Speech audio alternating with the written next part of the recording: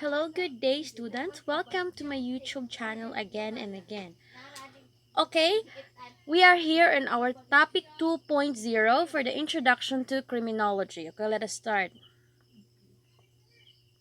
Okay, criminologist defined. Okay, criminologist is any person who is a graduate of a degree of criminology who has passed the examination for criminologist. Okay, before ta maka-exam for the licensure examination, we have to take up the 4-year course. Mo na tong gistudyhan karon, you are in your freshman. So, you have to take 3 more years para mahuman ninyo na. And after that, mo review na mo, then mo take mo sa exam. Okay. It is for the Republic Act 6506 or the act creating the Board of Examiners for criminologists in the Philippines and for the other purposes. Again, as we have tackled previously, katong first topic na to, it's about 6 majors study of criminology which kinahanglan dito ninyo tunan for the upcoming licensure examination. Okay, next we have privileges given to a certified criminologist. Okay, maybe some of you mangutana mo, ma'am, if makapasar na ko sa board, ma'am, pwede na ako magpulis. Yes, you can. You are, pwede ka na apply for police officer. Pero, dili ra kay police officer, ha? Once you are a licensed criminologist, you can apply for the BFP, BGMP. You are allowed to apply a ballistician. Unsa man as mga they're authorized para like mga law enforcers, pwede na sila basta makapasar ka og licensure examination sa criminology. Basig maingon mo, wow, criminology magpulis ra gyud na. No, daghang pwede ninyo sudlan if makahuman mo og criminology. We have here the police laboratory technician, criminal investigator, security officer, agents in law enforcement agency. Okay, it all naana sila gi-state na tanan, question document examiner, daghan kaayo. Dili ra kay police officer. Next, we have here the schools of thought in criminology. Okay, mangutana ta, manong natukod man ang criminology. Okay, what are the history, unsa man jud mga kinaingnan, mga roots nganong natukod ang criminology? We have here first the classical criminology. Okay, one of the social reformers who worked for the implementation of the said reform was Cesar Vicaria. Okay, just bear in mind that si Cesar Vicaria o si Jeremy Bentham, they are the two who pronounce the classical theory or the classical criminology. O sa may pasabot aning classical, okay. It is means according to him, the crime problem could be traced not to guarantee all people equal treatment before the law. Okay. Mao ni ginatawag og free will. Unsa man tong free will? Okay, for example na ay crime. Ako for example ang criminal, okay. Na specific nga crime, for example na sa among bay, okay. Gipatay nako amo ang for example, gipatay na mo among silingan, Na free will meaning walay ni force nimo to do the act. Imo kaugalingon nga will nga mobuhat adto nga paagi. Okay, even though kabalo ka nga it is prohibited by law, still you did the act, walay nagpugos nimo, imong kaugalingon mo na siya gitawag sa classical theory meaning free will. Okay, we have here the utilitarianism. Okay, dili makitaan. Wait. Okay, devoted to his life in developing scientific approach to the making of laws and breaking of laws. Like Beccaria, he was concerned with achieving the greatest happiness of the greatest number. Okay. According na Jeremy Bentham. Okay. Next we have here, okay, the basic elements. Okay. We have here in every society, people have free will to choose criminal or law solutions to meet the needs or settle their problems. Another one, criminal solutions may be more attractive lawful ones because they are usually require less work for a greater payoff. Okay, a person's choice of criminal solutions may be controlled by his fear or punishment. Okay, we have here the last, the more severe, certain, and swift the punishment, the better able it is control criminal behavior. Again, umingon ganitag classical criminology, it is about a free will. Free will sa usa ka tawo nga mubuhat sa usa ka act. It is the study of Beccaria and Bentham. Okay, next. The neoclassical theory. Okay, og may tag neo, di ba naman to classical, we have here also the neoclassical. Okay, what do you mean by neoclassical? Okay, it had the same basis as the classical thought. A belief in free will. Okay, kuha nga nag-iha free will na siya, but they believe that classical approach was too harsh and unjust. It is a modification of classical theory. Okay, it is believed that the factors such as insanity will inhibit to exercise free will. Okay, according sa neoclassical, sig neoclassical, wala na ko gibalda ang ilahang pagtuo nga because of free will makabuhat ang tawo og crime, but dili sa tanang instances ang crime gibuhat sa tawo with the free will. Dili sa tanang higayon na ay free will nga na-intake. Ngano man, okay, the neoclassical thought, ana sila nga na ay free will sa mga normal nga tao. How about those who are suffering from psychological illness or mga mental disorder? Okay, or insanity. Like for example, okay, nakapatay ko, for example, na ako'y mental disorder, simba ko. For example, na ako'y mental disorder, okay.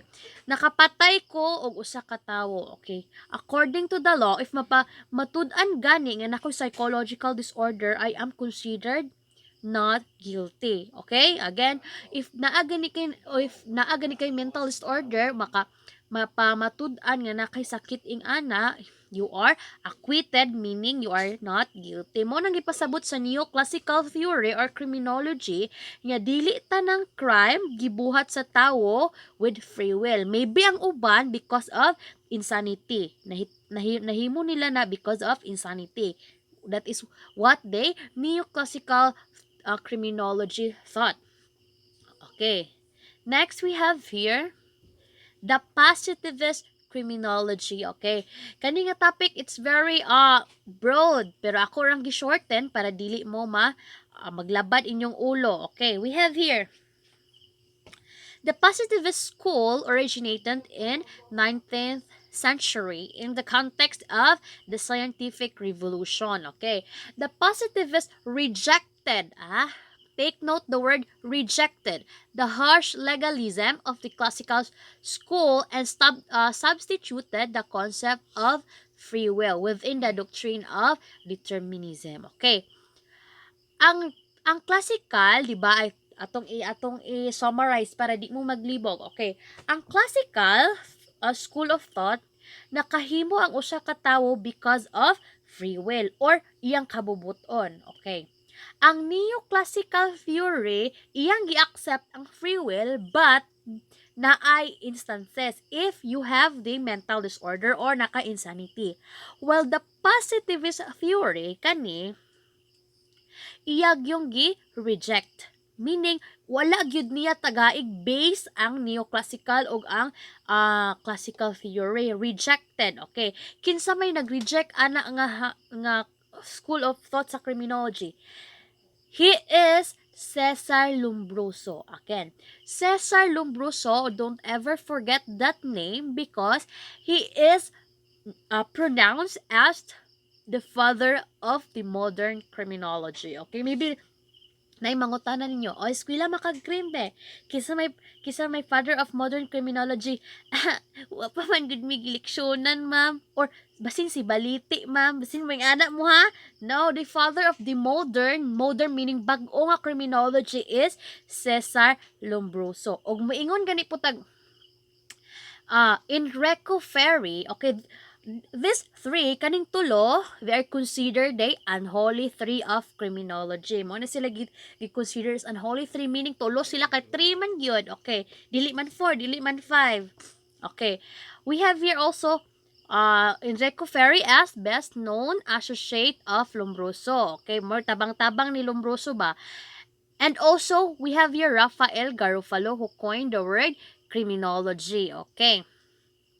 Okay. Maybe nangutana mo si Tapicard mo ay nag-unang nakita niyo sa libro. Okay. Si Tapicard usa lang siya sa naka-discover sa word nga criminology, but ang main gyud ana nga kuan is si Rafael Garofalo para basig magdibog mo ha. Okay. Next, we have here unsa man ang doctrine of determinism. Okay. We have to tackle it after this one. Okay. Okay, the key assumptions of the positivist school of thought. Okay. Na, human behavior is determined and not a matter of free will. According to the unholy three, ang human behavior kunod is determined and not the matter of free will. Dili ang free will kuno ingon si positivist school. Criminals are fundamentally different from non-criminals. Obviously ha, dili gyud na sila pareha kay ang lahi gyud ang criminals sa mga non-criminals. Okay, the positivist research of such differences by scientific methods. Okay. Okay, the crime is frequently used by multiple factors. Okay, kanang 6 mauna siya ang assumption of the positivist school. Next. Okay, the Lombroso's major Cesar adto na punta to kung kuan si Cesar Lombroso. Again, Cesar Lombroso is the father of the modern criminology. Okay. Okay, we have here the theory of atavism. Okay, ni mao ni gikuan ni Lombroso. Okay.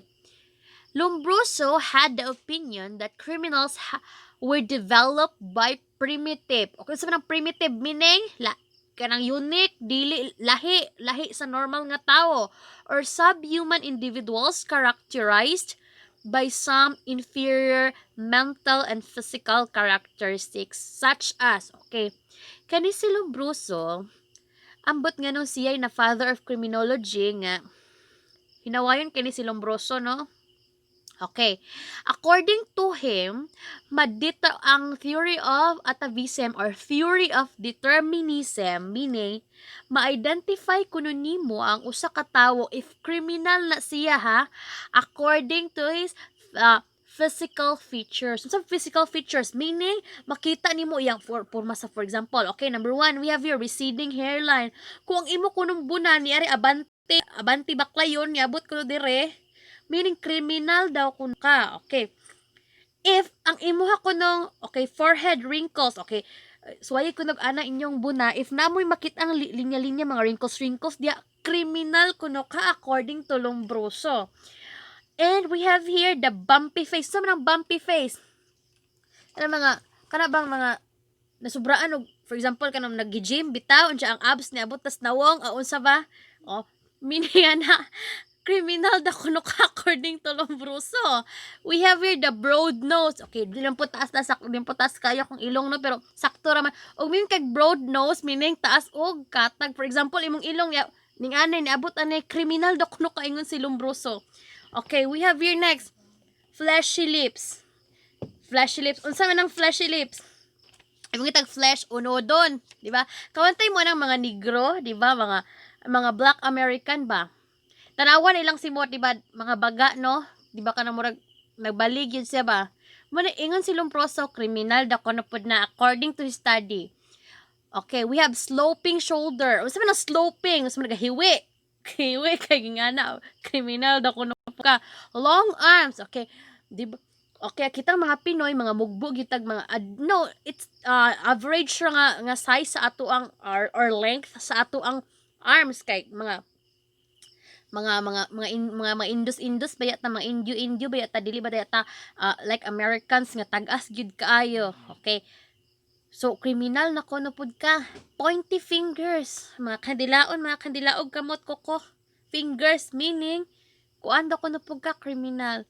He called this condition as atavism or the atavism theory. Okay. Grabe si Lumbruso no. Sus kung buhi pa siguro si Lumbruso hangtod karon way klaro kitang tanan kriminal. Okay. We have here the application of the experimental or scientific method. Okay na pa day. Na pa di ay. According to my research, ang mga examples sa Kalombroso nga gi-identify sa criminal kabantay man ng mga tag-as kay Joe Line kana bang kisay ang artista nga dakon ang papangigon ba kana bang murag na square na gyud iyang naong tungod sa kadako sa iyang ang papangin Joe. According to Lombroso, criminal daw kuno pud na kanang for example kanang mga tangkagon, for example taas kag dunggan, imong dunggan taas, criminal daw kuno pud ka. Oh, then unsa pa to? Ang skull nimo, kay ang skull pud nimo like for example, di ba? The theories of the human evolution theory, we have here the Homo erectus, Homo sapiens, Homo habilis, ingana, di ba? During your high school times, okay na makakuha ninyo.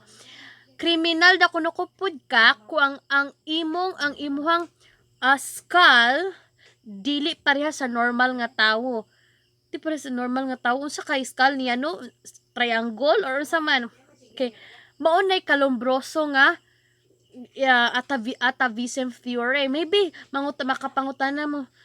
Tarong pa utok si Lombroso? Maybe. He is a philosopher, so meaning nanubra na gyud iyang ka-bright, no? Okay. Okay, we have here na Lombroso sent endless hours measuring criminally insane person's epileptic skull.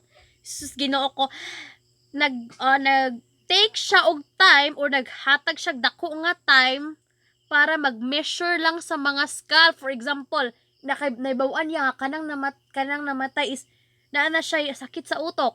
Siyang gibuhat, iyang gi-measure, iyang gi-compare sa sakto nga human. Unsa ka o if maka-conclude ka ba or maka-hypothesize ka, sakto ka ha? Oh, like wala tay may mo kay it is his contribution. Okay, next we have here the development of the criminal typology, okay, or typology. Although Lombroso's system of classification is considered crude and not adopted today, he still attempted to categorize criminal as follows. Okay. Ingon siya, nada kunay born criminals. Unsa man ang born criminals? Born to be wild? Okay. Okay. This refers to individuals who are born with genetic predilection towards criminality. For me, dili gid kumutuan ng born criminals. Wala gid tawo nga na gipanganak kay criminal lang siya. Okay? Dili pud kumutuon ng genetic predilection. Okay, for example, imong papa for example is a criminal. So, ikaw criminal gyapon ka as anak? No. No. According to Lombroso, born criminals daw kuno. Okay, we have next epileptic criminals. These are criminals who commit crime because they are affected by epilepsy. Okay, og di ba may tag-epilepsy kanang unsa tawag kanang magpatulon ba na siya something ingana or og unsa man og if mo under ng sakita makadunggab pa kag tawo di ba kirig-kirig naman ka ana or something. Oh my god. Lombroso. Ako gigang pulihan Lombroso. Okay. We have here the insane criminals. Okay. Mga insane meaning mentally inadequate or dili sakto ilang pang huna-huna. Okay. Again, we have here the abnormalities of psychological disorders. These criminals are not criminal from birth. They become criminal as a result of some changes in their brains which interfere with their ability to distinguish between right and wrong. Ang insane criminals mas mo agree pa hinuon ko aning insane criminals kay dili na to malikayan kay maybe for example naay kanang mentally ill na ang mga Pinoy baya kay mga bully baya ni na sugsugon hinuon og buang ka ingana unya ugma dunggaban ka or something makahag kasi imong kilid o patay ka na wala ay kaso. Thank you. Okay, again, next we have here the occasional criminals. These are criminals who commit crime due to insignificant reasons that push them to do at a given set occasion. Okay, occasional, like for example, naay mga, for example, sandugo. Okay, sandugo, ug wingtag sandugo, daghang uh, tawo, overcrowded. Okay, imo nang himuon na, imo nang i-take advantage na nga occasion to do the act. For example, mangawat ka, manglabni ka, magpickpockets ka, or unsa pa na imong pang kuanon diha. Okay, next we have here. Okay. Sa occasional criminals, there are also types of occasional criminals. Namely, we have the pseudo criminals, the criminaloids, and the habitual criminals. So, sa man ang pseudo, okay. Dito na tas example ha. Those individuals are not real criminals, okay. Example, whose persons who kill in self-defense. Okay, umayon tag self-defense meaning dili ikaw nanguna. For example, si A gisumbag si B. Okay, kisay nanguna nila niya si B, napatay niya si A. Unsa may yang ihimuang rason? I killed A because of self-defense. Like it is called the pseudo criminals. Okay, we have here the criminaloids. The term criminaloid, sometimes called like a criminal or having resemblance with a criminal. From this, okay, the nature of this crime is not very grave. Okay, like a criminal or having a resemblance with a criminal. Dili gyud ka mao ang criminal. Okay, we have here the habitual criminals. They have no organic criminal tendency, but in the course of their lives, they have developed some foul habits that force them into criminality. Okay, some attributing factors are poor parenting and education of the contact with other criminals. Okay, mao po na ang poor parenting, kanang wala na kayong orphan na ka, na nakaskalsada. Okay, habitual meaning magbalik-balik ba? Okay, you keep on doing which is kay boka nga prohibited by law, but you have to do it because for survival na. Okay. Next, we have here the passionate criminals. These are individuals who are easily influenced by great emotions like fear ni siya, fear or anger. Okay. Like for example, kana bitang nakabantay mo ng mga couples or married men and women. Ug ang laki gani kasagaran di ba ang laki mo'y mamunog because of the anger nga ilahang na feel, okay, o ilahang na feel nga too much anger na sila, makabuhat sila og for example gisumbag niya iyang asawa na black eye nga na mo na mga passionate criminals. Okay, the belief in the indeterminate sentence. Okay, penalties should be indeterminate so that those burned criminals are incorrigible, could be work with the rehabilitated. Sa man ang indeterminate sentence. Okay, ang indeterminate sentence, we have here the minimum, maximum, ug medium. Meaning, minimum, medium, minimum, basta something na. Meaning, gi-categorize siya depende sa kabugaton sa imuhang kabugaton sa imuhang gibuhat. For example, nagpatay ka, so it is the maximum sentence. For example, nangawat ra ka or kanang nanglabni ra ka, okay, or di ba physical injury ra, imong gihapak imong uyab or something ana, meaning mga minor offenses. Okay. Next, we have here the application of statistical techniques to criminology. Okay, muna ni siya kanang mga statistical, or you have to rate or unsa man na siya ang level of criminality or level of crimes. Okay. Okay. Okay, that would be all. Okay, you have to study because ang ako magipang lection karon is maybe some are makita ninyo sa inyong libro, but majority ako na siyang gipang extract from the other reference book because you know that criminology or introduction to criminology is very broad. So ako lang gipang kuha ang mga terminologies nga which is possible nga mugawas kay para asa man ang uban ninyong mga knowledge ninyo nga magpuno-puno ra na sa inyong memory sa inyong utok mo nang ayon nga i-extract na lang nato daan para kung unsa tong mga importante mao ra inyohang matun-an. Okay. Okay, and that would be all. Thank you. Bye. God bless.